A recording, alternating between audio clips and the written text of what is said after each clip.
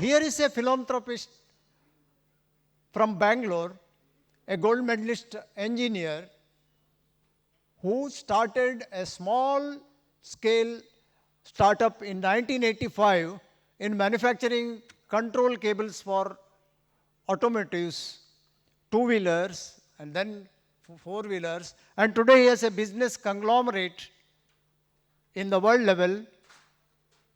And already I have told you, he is a world leader in two-wheeler automotive cables. He is also into lighting business. He has acquired Phoenix Lighting Limited. He is supplying lights to the high-end imported cars. Now, can we have the AV introduction of Ajit Kumar Rai, Bangalore, the chief of Suprajit Group of Industries.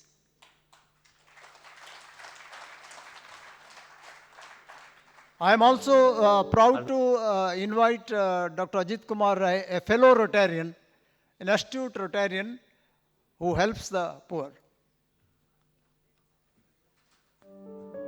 A rank-holding mechanical engineer from National Institute of Engineering, Mysore University, Mr. Ajit Rai completed his Masters in Industrial Engineering from Canada before returning to India to set up Suprajit Engineering. Then a small-scale unit, manufacturing automotive control cables in 1985.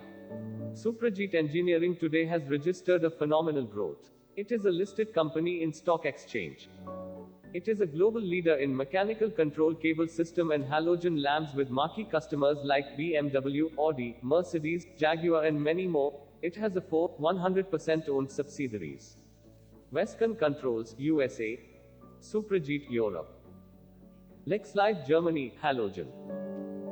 Ajit Rai is a member of American Institute of Industrial Engineers, CII, AMP, EICMA. Suprajit Foundation undertakes many projects for literacy. An astute Rotarian serving humanity in several avenues. Karunashray is one such institute for helping cancer patients.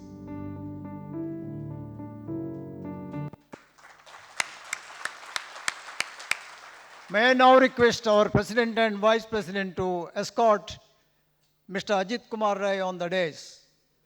And also we are requesting Anand Shetty of Organic Industries and Divakar Shetty from Fiber Foils to join this felicitation ceremony, please.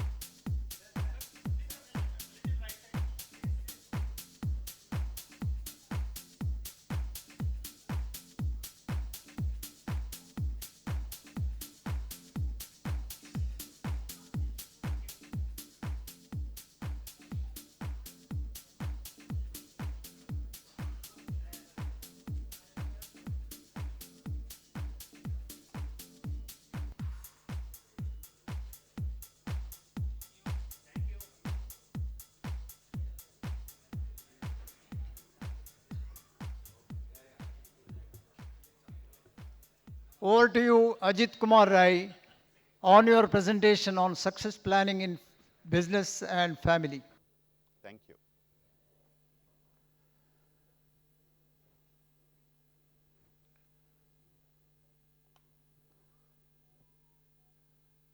Good evening, ladies and gentlemen. First of all, I would like to thank IBCC for the invite that I had. I am a below the radar businessman, industrialist, entrepreneur. Frankly, this is the first time I'm standing in front of such a large crowd of bunds to talk about whatever I'm planning to talk today. So not many people here will know except some of the shareholders probably. So I hope they're not too unhappy too, I guess. So I would like to thank Diwan. He called me a month ago saying that ಈ ಬಾಂಬೆಗೆ ಬರೋಡು ಪಾತೆರಡು ಒಂದು.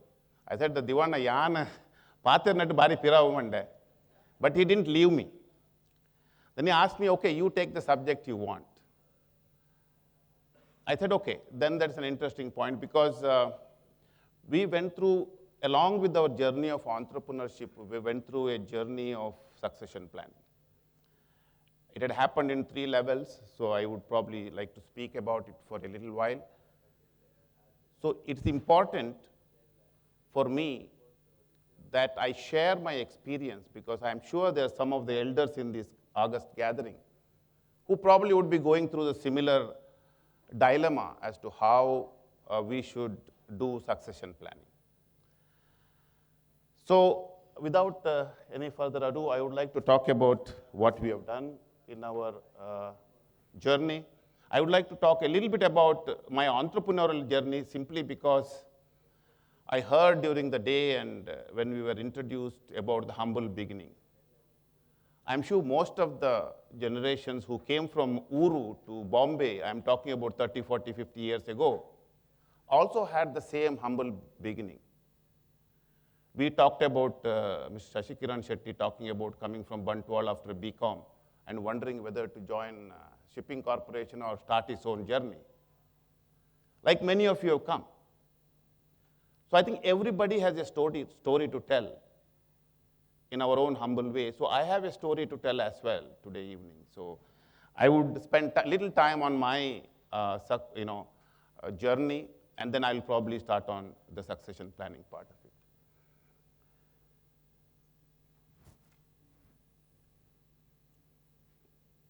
Like I think most of us here, we are all from a middle class family. My father was what we call as a licentiated Indian medicine practitioner. He practiced medicine but never charged.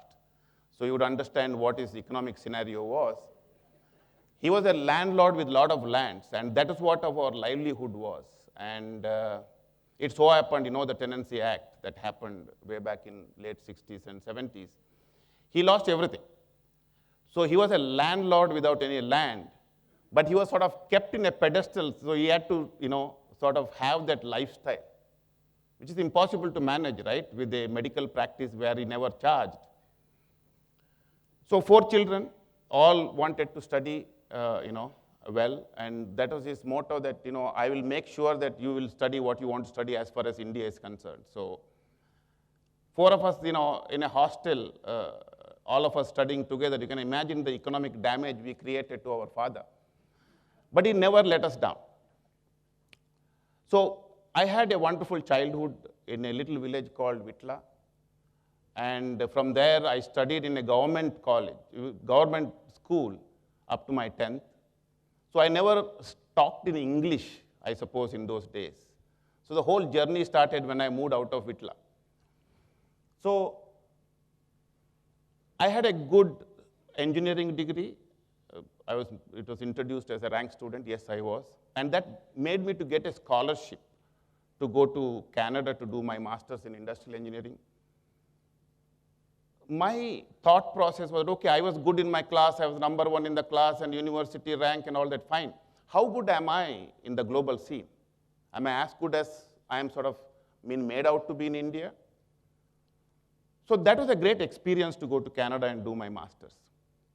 I went only for that, to see how good I am, not really to settle down. But if you really look back in those days, I think many Indian students who went abroad never came back.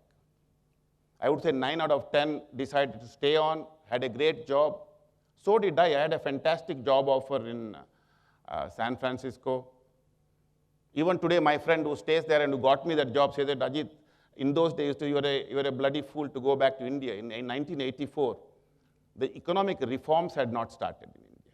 It started in 1991 when Mr. Narasimha Rao became the Prime Minister. So the entire process of studying, having a job, but not staying and coming back was a big challenge for my family as well. They said,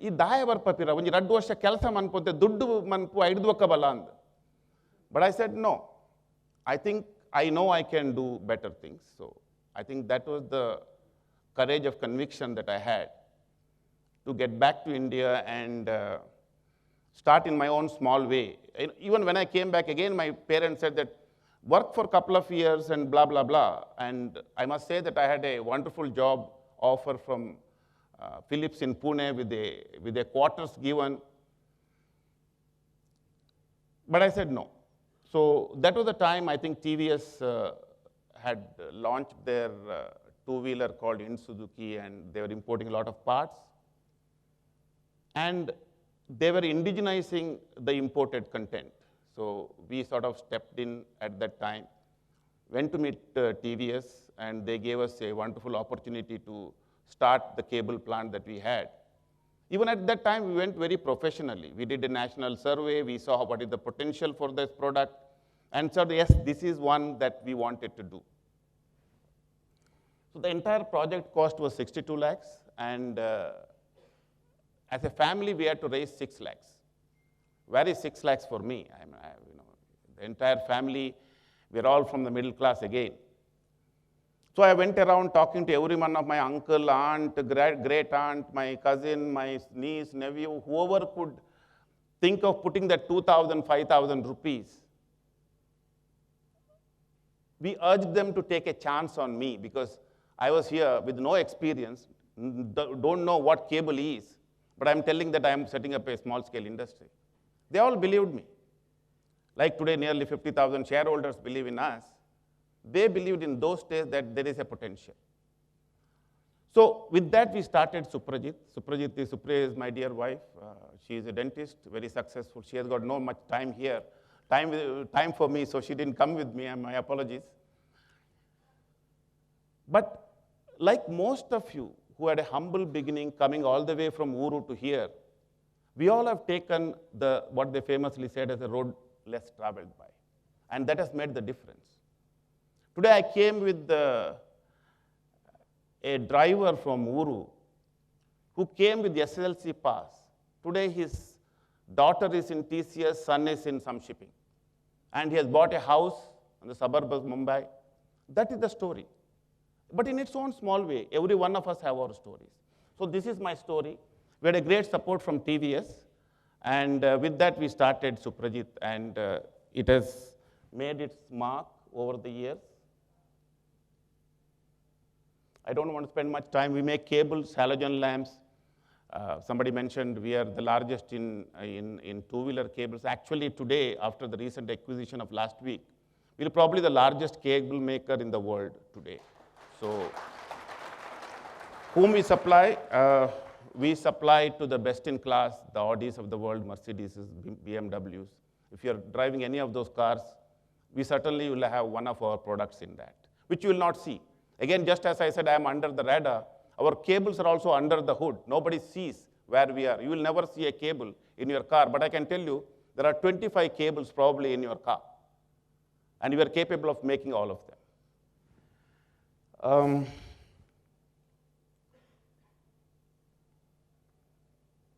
We have plants across India, 18 plants. We have a plant in, of course, now with this new acquisition, we have got another 5 plants extra to add on. So, but the point is that we have got a pan-world network. One of the requirements of automotive customers is to have local footprints of manufacturing and warehousing. So far, we have been mostly made in India, warehoused anywhere in the world.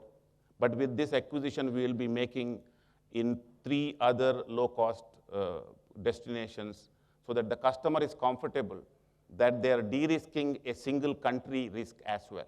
So that's what we are offering to our customers with the recent acquisition, which I think will be probably game changer for Suprajit in the next 5 years or so.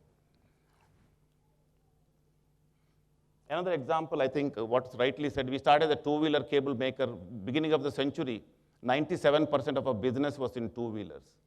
But by next year, I think we will have less than 25% of our business will be in two-wheelers. It's not that I lost the business of two-wheelers.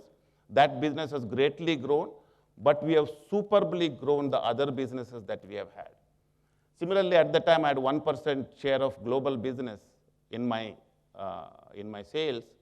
But by next year, I think nearly 60 or 65% of our business will be outside of India, and only 30-35% of the business will be made in India.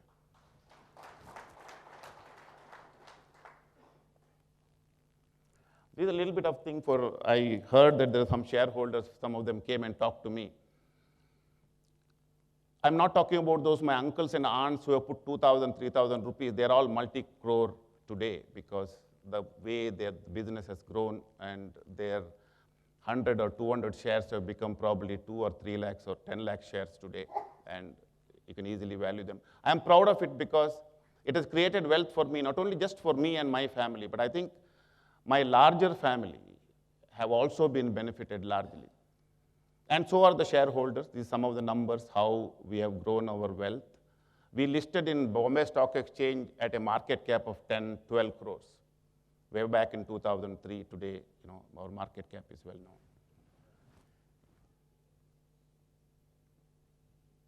So now I'll move to the main subject that I wanted to talk about.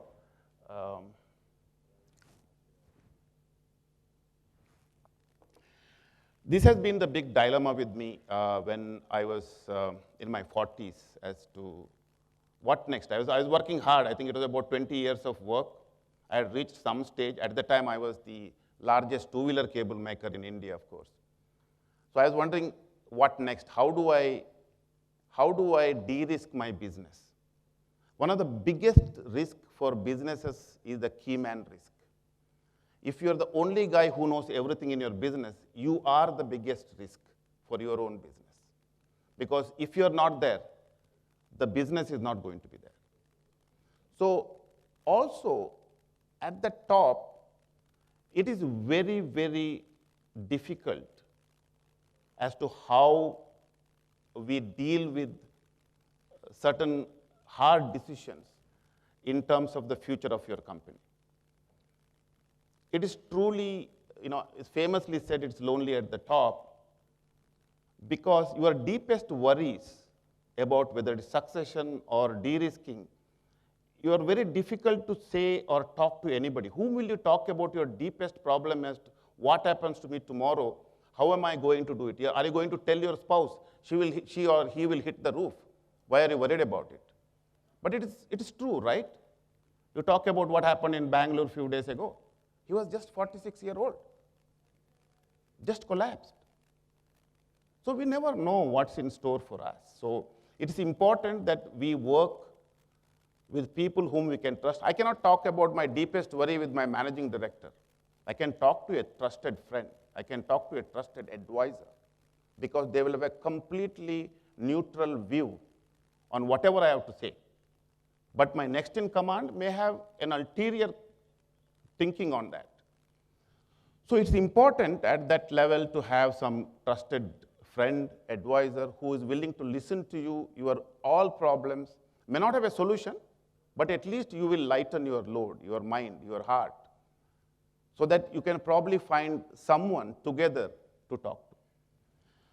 So it's a very difficult journey. The succession planning happens in 3 ways. One is at the management, one is at the board, and of course at the family level. At the board level, I wouldn't speak today because it's mostly relating to public companies. Shashikiranan talked about his board. It's an important succession planning at the board as well, but it's mostly relates to a public company, so I wouldn't talk about it. I'll probably talk just about my thought process on management succession. I will probably go there. Yeah, before that, I think I'll also talk about how the whole process started.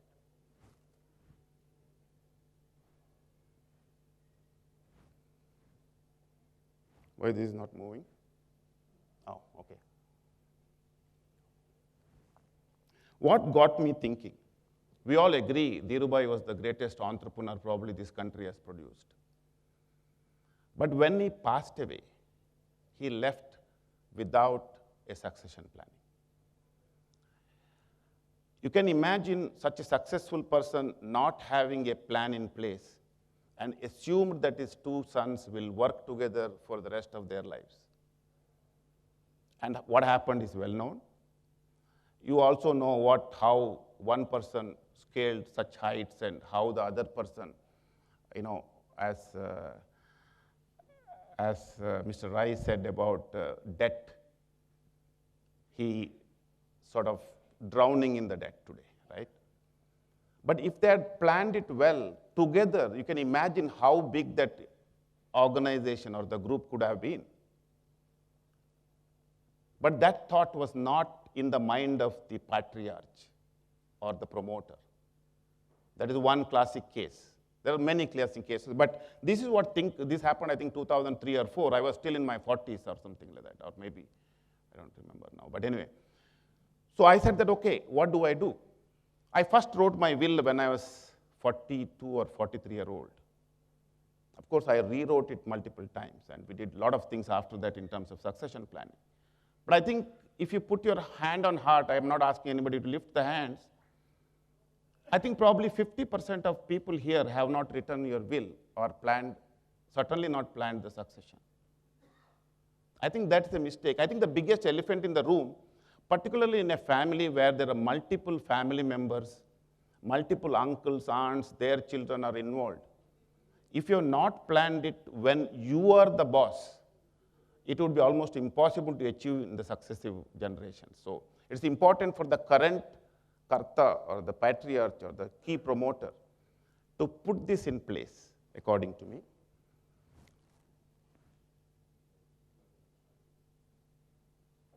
On the management today, the last 15 years of my effort was to de-risk myself as a key man. Today, I got only 2 people reporting to me, my CFO and my global managing director. We have multiple managing directors, CXOs, and CEOs, but none of them technically report to me, but I have access to them when I want. We have a system where we have regular weekly reviews, a monthly review, a budget meet, a CAPEX review. Everything is in place, but there's only 2 people report to me. So I can still today go to my golf game at least a couple of times a week. I take days off when I want to take off. But at the same time, we have a complete focused attention on what our group is doing. Sitting in Bangalore, in my corporate office. My children don't report to me. They report to the managing director only. They are getting groomed, yes, but they're not getting groomed by me. They're getting groomed by a CEO, a CXO, a board member, an outside advisor. That's the way we need to bring the next generation into the business. So,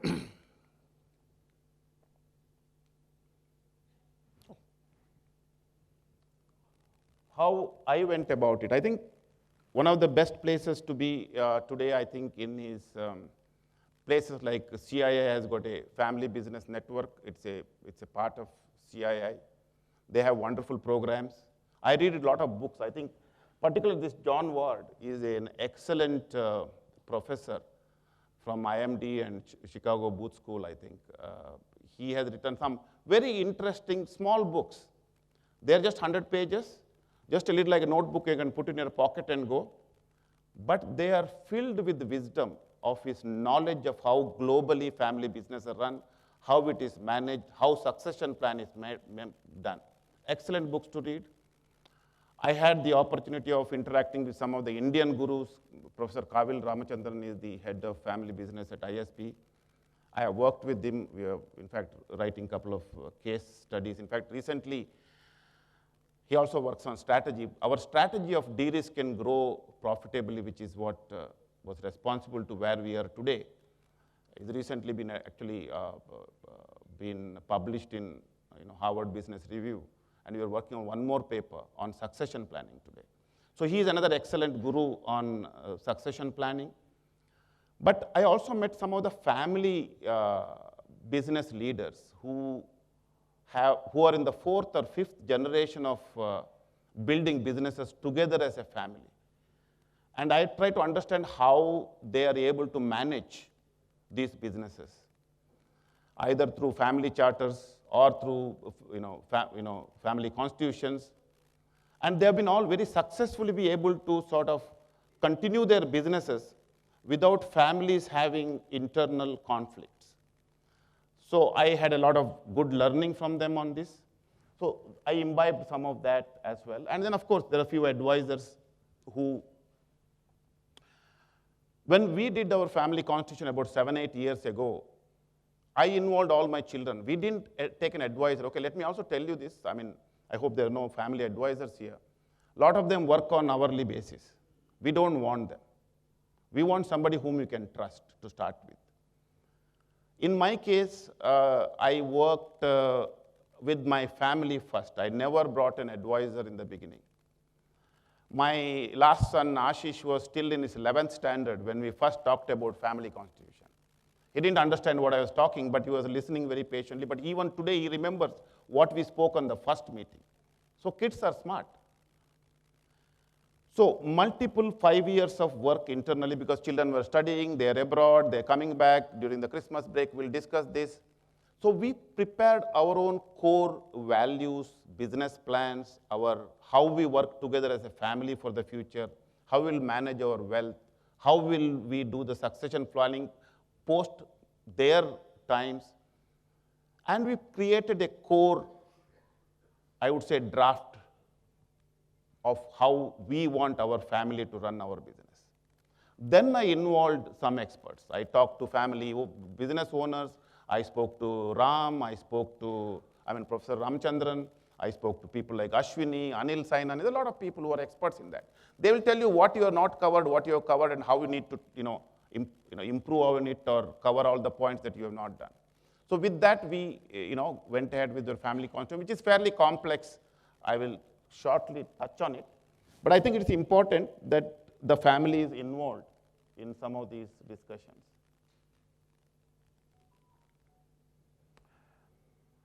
I talked about writing a will.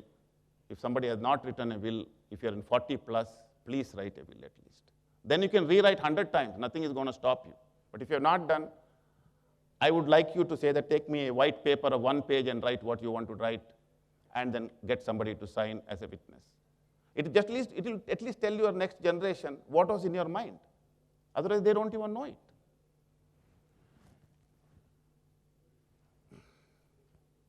There are quite a few ways. Of course, if it is a simple business, if you have got few assets and a little business to give to your son or daughter, it's much simpler. You write a will and forget it. It's okay. But if you're a little larger family where there are some more people are involved, there are more than one generation is involved. If it is a small business, you can even have a simple family charter, discuss together, agree on how we will operate your business, who will take what responsibilities, what remunerations, what kind of perks, what kind of next generation issues. You can just make a 2-3 page document amongst yourself if the relationship is good. That's good enough.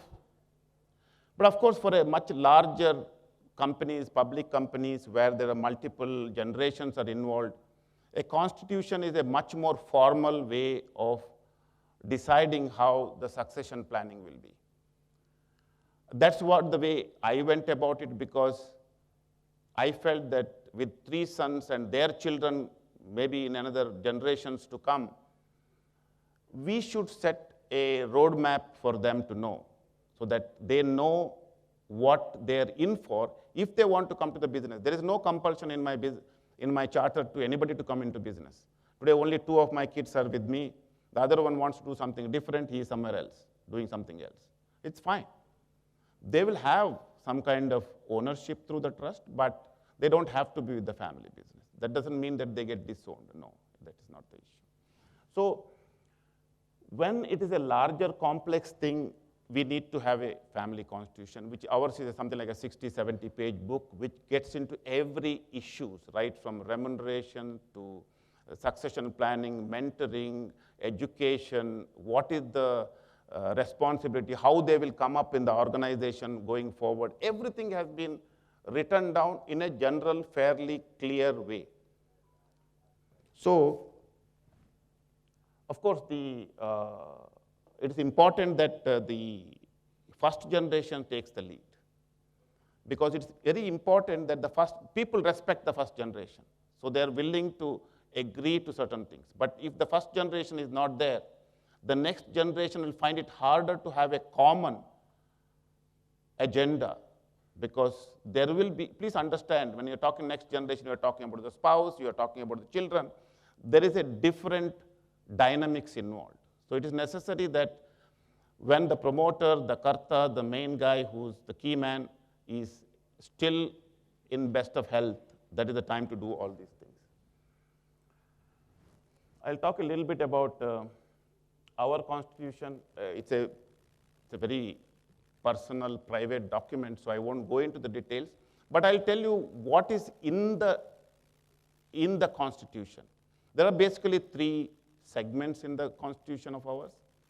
One is there is a family council, there is a family business board, and then there is a trust. We're a public company, it's a public knowledge. We have moved most of our stock into a trust. We still have some small shareholding on an individual basis, but everything gone into trust. When I say when it's gone into trust means once I am not there, nobody will own the shares. It's all a trust property. You will enjoy the income of the trust, but you don't have the right to the ownership of the company. The trust will forever own the company shares. The family council is basically everybody, the lineal descendants, the spouses, children, all of them. It is basically to work on, your annual holiday, you want to have birthday celebration, you want to go out for something, you want to have an understanding as to how the children are growing up, which is a good school, talk about mentoring the children, talk about giving them some gyan about what colleges to go. It's basically a family fun togetherness kind of a scenario. And then there is a family business board which will only talk about business. And it will talk about how the businesses will be run. They will represent the family's interest in the main board. For example, in Suprajit, we have an independent board where there are majority are independent, but we have 3 family members. So they will represent the interest of the family in the board. Our view is that at this moment, as you know, I have about 4 years ago delinked the chairman and managing director's position by making it 2 separate positions. I believe that the managing director or the group CEO would be a non-family man. He is today, and I think he will be for a while. The family will give directions, have clear views on what are the do's and don'ts of the family in terms of the business, what kind of leverage you can have in the family businesses, who will help them in getting new good directors on the board. Generally, oversight on things like CAPEX, allocation of capital, how to make sure that the disciplines and systems are in place, mentoring. There are quite a few areas we have identified as what the board directors from the family will be responsible. At the same time, they will also be part of the trust. So the trust will invest the money, the income into instruments that will further enhance the wealth of the family.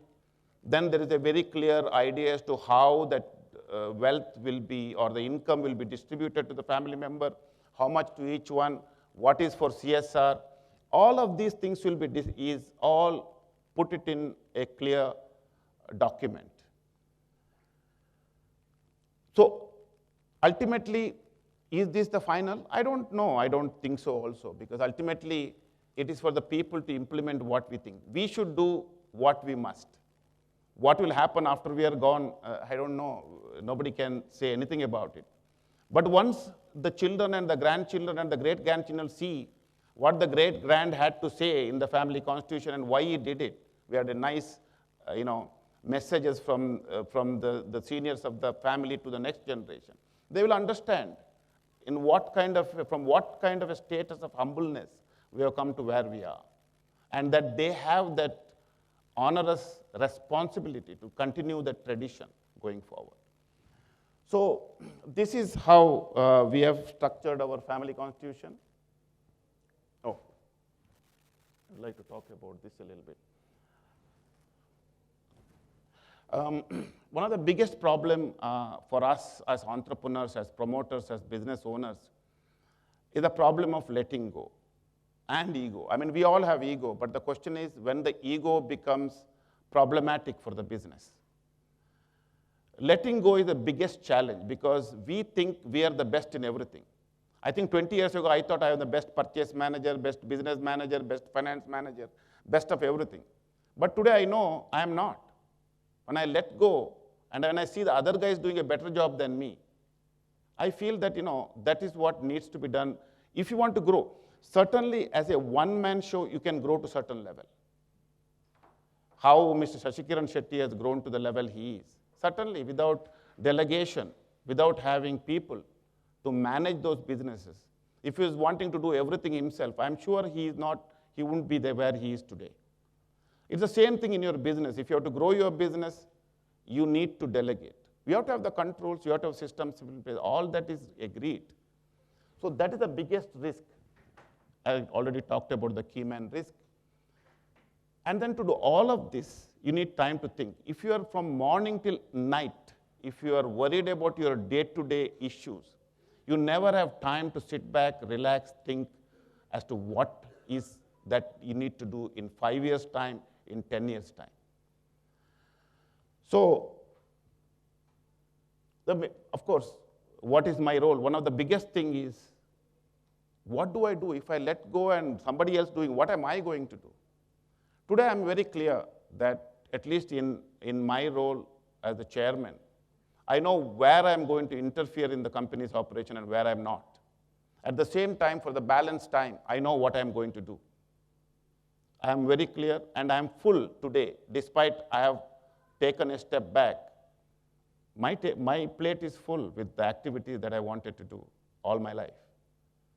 So that's where I will end my talk, just to give some pictures of my family. I should show that. Yeah, this is in 2018 when we signed our family constitution. You will see my 3 sons and Supriya, my wife, signing. For the first time, she wore our company uniform. Otherwise, she doesn't wear, of course. She doesn't come to the factory. And this is what I would like to leave behind you as a thought. What is the legacy you want to leave behind? So thank you very much for your time.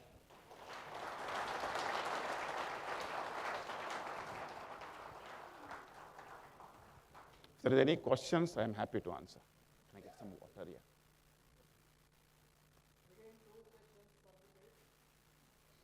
I think I've taken too much time. 2 questions permitted, sir.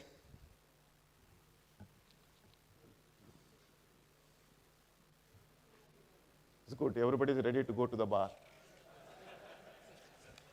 Thank you.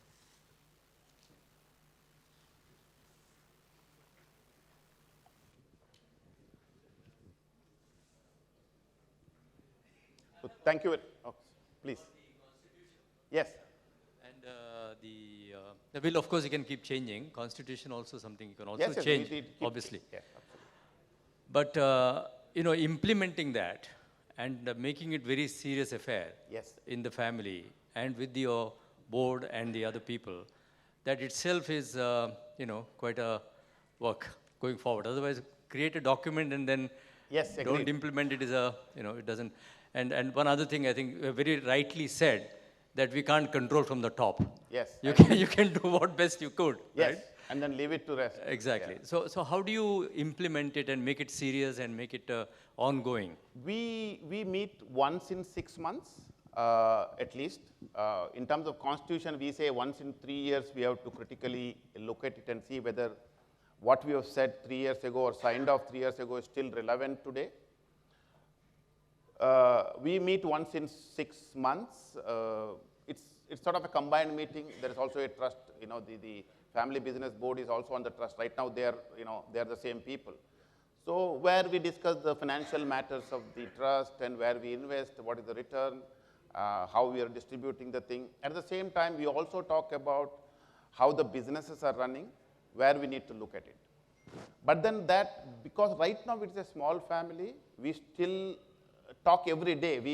Not every day, let's say every other day we are all together. Every week we have a family meal together. That's like written in stone. The kids are not with me, but on a Friday or a Thursday, we will meet for a meal together, whatever happens. That's unwritten law. So at the time, we discuss everything. So it's more like an informal, formal. We also have without mentioning the name, a dear, very senior South India's, I would say, most leading family, the patriarch, not patriarch, he's the 4th generation actually, to advise us. He's a dear family friend, and anything that we need to discuss, he's always available to us. So we bounce out ideas as to what things are and how things are changing. I mean, When 4, 5 years ago, when we talked about it, one of the things that he told is that, Ajit, it is time that separate chairman and manager. I mean, it's the kind of advice that he gave, which was in my mind too. So I said, okay, now we already had hired a president at the time who was a CEO but not on the board. Brought him on the board, looked at him as a perfect fit. 2 years ago, he became the managing director. And now it's very clear that that position will be segregated out. And we are also saying today that there will be a professional unless the children really prove to the satisfaction of the independent board, not the family board, that they are capable of running the business as the CEO. We are only saying that you be director on the board and take strategic decisions. Akhilesh is the chief strategy officer. He led this Kongsberg deal, for example. So they're all getting groomed, but there is not a mandate that they will become the managing director. They can, because we are all professionals. Akhilesh did his engineering in the US, it went to London Business School. He has the qualification, but does he have the capability to deliver a 3,000 or a 4,000 crore company? It's time will tell. I don't know. Today I don't know. Today I got a solid CEO in place. So that's how, So, but these things are discussed. They all know what we internally have agreed 2-3 years ago, that this is how we will run. So we are saying that, okay, is there need to be change? So far, we have not changed the constitution. It's only 3 years into it. But. Hi. My question is, who inspired the most as a business leader in your private and a personal domain, and which made you to feel as a fantastic family counsel you have written? It's an ideal example to... Sorry, I didn't get the second part. To inspire this family council written also, it is one of the interlinked thing.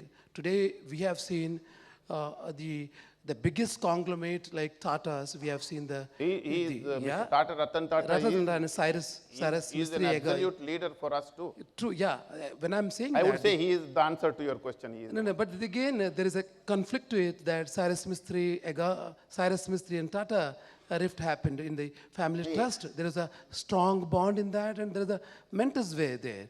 So having that said, so who inspired the most, and any book you referred, or is that something, I could see the 4 anecdotes in your presentations, 4 anecdotes. Is that inspired? I think a lot of people inspire you. Let me tell you, right from beginning, I mean, I'm going back, I don't know how much time I got. When I first started, I didn't know anything. I went to Divanna. I used his office for a year. He inspired me because he was doing so well. The first public company in those days listed, I mean, one of the first.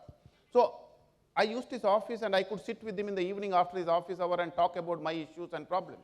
And I could pick his brain.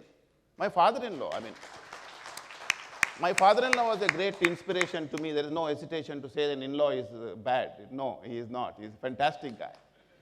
And the amount of time I could spend with him. There are a couple of business leaders I don't want to mention because they are very low profile in this. The best-in-class business leaders, ultimate in focused, what I would call as diligent leaders who have done fantastically well in their groups. I can pick up the phone and talk to them. They are the business leaders for me. There, different peoples are different. I mean, there are global leaders who have done so well. So I think it is ultimately your own personal belief what you want to do and how you want to execute, I think.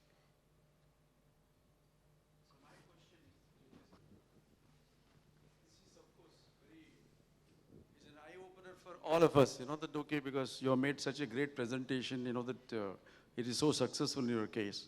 But of course, this is not directed to connect to succession plan. This is my question related to your business. Because today, that you are predominantly in the automobile business. That automobile business is taking revolutionary change. From existing the diesel or the petrol system, everything is going to be e-vehicle. Yes. So how you are going to take that challenge in the overall, because you have got so many factories and everything put together, you got technology, R&D, that this is the biggest challenge which is happening for the entire automobile industries. What is the kind of,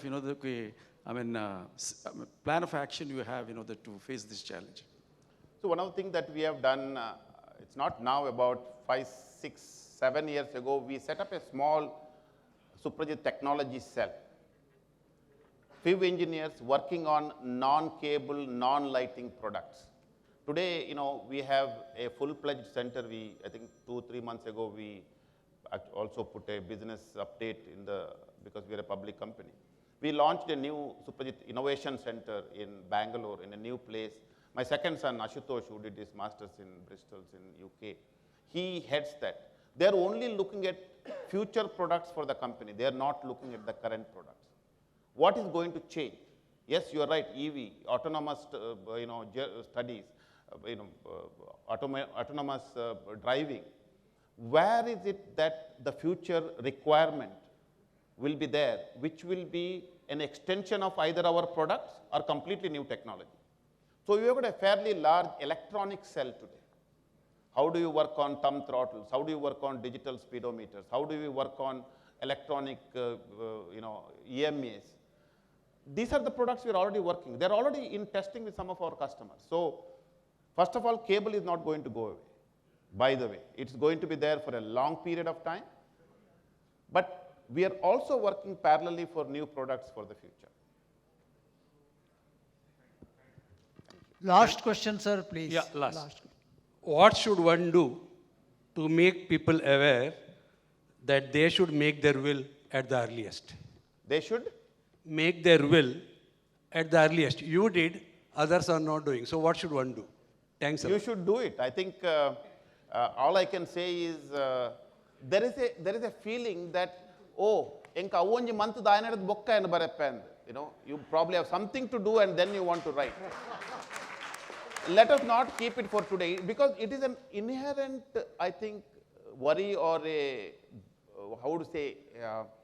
concern that writing a will means I am writing my own epitaph. No, you are not. We are only writing what our family should know. I was inspired, actually, I am again bringing my father-in-law into picture. When my father-in-law passed away in 90s, he had a will which basically for the wife and the daughter, but he has written a one-page note to me because he knew that I was, running the business, saying that, Ajit, these are all my things that I want you to do when I'm not there. It was there on his table when we went into his papers or when went into that. So it is important for us to say what we want when we are gone. So that also includes a will. So writing a will is not something you are saying that, okay, I am not going to be there tomorrow. It is just telling your family how your affairs needs to be managed. If you're clear, give a clear idea, this is what I want to do. If tomorrow I am not there, this is how my, let's say, properties or my bank account or my mutual fund will go. It's fair enough. But if you don't leave it, how will you know your children will amicably settle? You don't know. So why you give a chance? Why do you want to take the chance what Dhirubhai took? Just don't take it. Thank you, sir. Thank you. Thank you very much. What a Thank you. conceptual clarity from Ajit Rai.